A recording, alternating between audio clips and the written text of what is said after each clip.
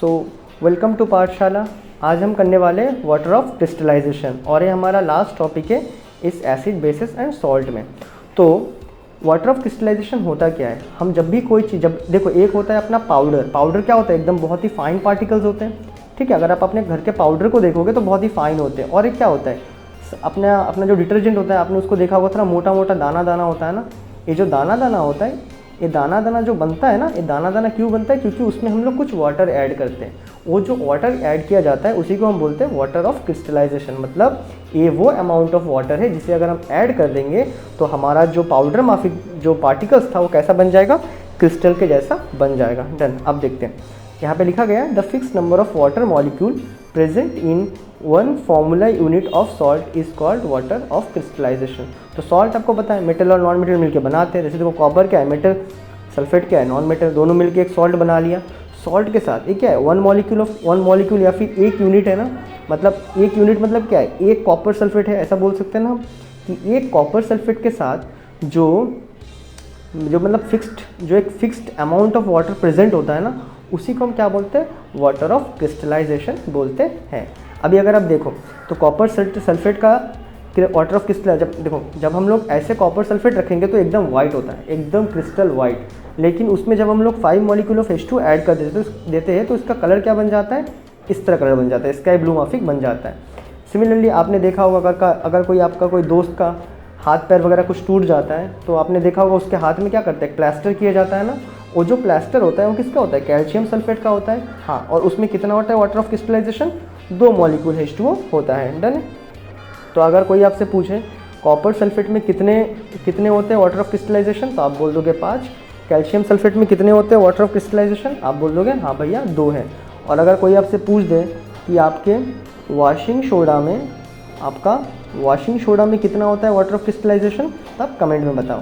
Any how आपका answer पता होगा, ये कितना होता है, 10H2O, बराबर। अब देखते हैं आगे। अब होता है कि भाई जिप्सम क्या है। अब देखो, अच्छा ये जो मैंने बना के रखा है ना, ये क्या है, ये है जिप्सम का रॉक, ठीक है।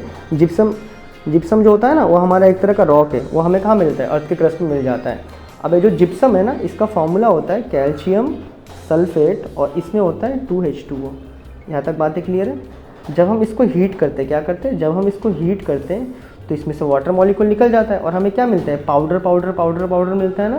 ये जो पाउडर होता है, इसका फॉर्मूला हो जाता है हमारे पास कैल्शियम सल्फेट, इसमें होता है हाफ H2O। मैं ज़्यादा डिटेल में नहीं बता रहा हूँ कि एनी हाफ H2O पॉसिबल नहीं है।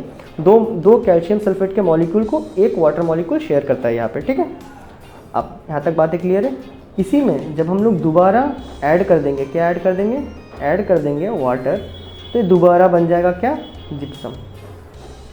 इस चीज़ को ज़रा भी समझते हैं। अभी देखो, ये जो जिप्सम आया था उसको जब हमने हीट किया तो क्या बना, calcium sulphate plus half H2O। इसको हम क्या बोलते हैं, इसको हम बोलते हैं प्लास्टर ऑफ पेरिस। क्या बोलते हैं इसको हम बोल देते हैं प्लास्टर ऑफ पेरिस, बराबर। इसको हम बोल देते हैं प्लास्टर ऑफ पेरिस। वही प्लास्टर ऑफ पेरिस में जब हम ऐड करते हैं वाटर को तो दोबारा क्या बन जाता है, जिप्सम बन जाता है। वही बन जाएगा कैल्शियम सल्फेट इंटू 2H2O वाला बन जाएगा। क्या बात है, क्लियर है यहाँ तक। अभी भाई इसको मतलब इसका जो केमिकल रिएक्शन है वो एक बार समझ लेते हैं। तो याद रखो, जो कैल्शियम सल्फेट हाफ H2O, ये वाला क्या चीज़ है बताना ज़रा। इसे हम क्या कहते हैं, इसे हम कहते हैं प्लास्टर ऑफ पेरिस। आया बात समझ में, ये होता है हमारा प्लास्टर ऑफ पेरिस। इसके साथ जब हमने दोबारा वाटर को ऐड किया तो ये क्या बना दिया आपने, इसमें बना दिया दोबारा जिप्सम बना दिया, बनाया कि नहीं, इसने दोबारा क्या बना दिया, जिप्सम बना दिया। तो यही इसका मेन प्रोसेस है जो हमें समझना था कि जिप्सम को जब हम हीट करेंगे तो उसमें से क्या बन जाएगा, प्लास्टर ऑफ पेरिस। वही प्लास्टर ऑफ पेरिस में जब हम वाटर को ऐड कर देंगे तो दोबारा क्या बन जाएगा, जिप्सम। और इसी से हम लोग का जो अगर हड्डी उड्डी टूट जाता है ना, तो हड्डी में मलहम पट्टी इसी से किया जाता है। चलो आप देखते थे और कुछ यूज़ है जो प्लास्टर ऑफ पेरिस के हम करते हैं। तो पहला बात है कि इससे हम लोग बहुत बढ़िया टॉय बनाते हैं। क्या बनाते हैं, बहुत बढ़िया वाला टॉयज़ वगैरह बनाते हैं, बराबर। और क्या होता है कि डेकोरेशन में यूज़ किया जाता है। इसमें डेकोरेशन में, समझ रहे हो, घर वगैरह को सजाने में हम लोग अक्सर यूज़ करते हैं डेकोरेशन में। और क्या होता है, इसमें स्मूथ बनाने के लिए सरफेस को अगर हमें स्मूथ बनाना है ना, सरफेस को गजब हमें स्मूथ मतलब प्लेन सरफेस बनाना है, तो उसके लिए भी हम क्या यूज़ करते हैं, प्लास्टर ऑफ पेरिस का यूज़ करते हैं। और आपके लिए एक बोनस नॉलेज है, इसी प्लास्टर ऑफ पेरिस को ही हम लोग जनरली वाइट सीमेंट कहते हैं। क्या कहते हैं, जनरली इसको वाइट सीमेंट कहते हैं। तो अभी आपको पता होगा अगर कोई वाइट सीमेंट बोल रहा है तो उसके अंदर असल में है क्या, उसके अंदर क्या है, कैल्शियम सल्फेट 2H2O है। क्या बात है, क्लियर है, डन। तो यहाँ पे आपका वाटर ऑफ क्रिस्टलाइजेशन भी ख़त्म हो जाता है और बाकी जो इसके जो पार्ट्स के वीडियोज़ है वो भी आपको मिल जाएगा इसके प्लेलिस्ट में। तो गुड बाय, टेक केयर।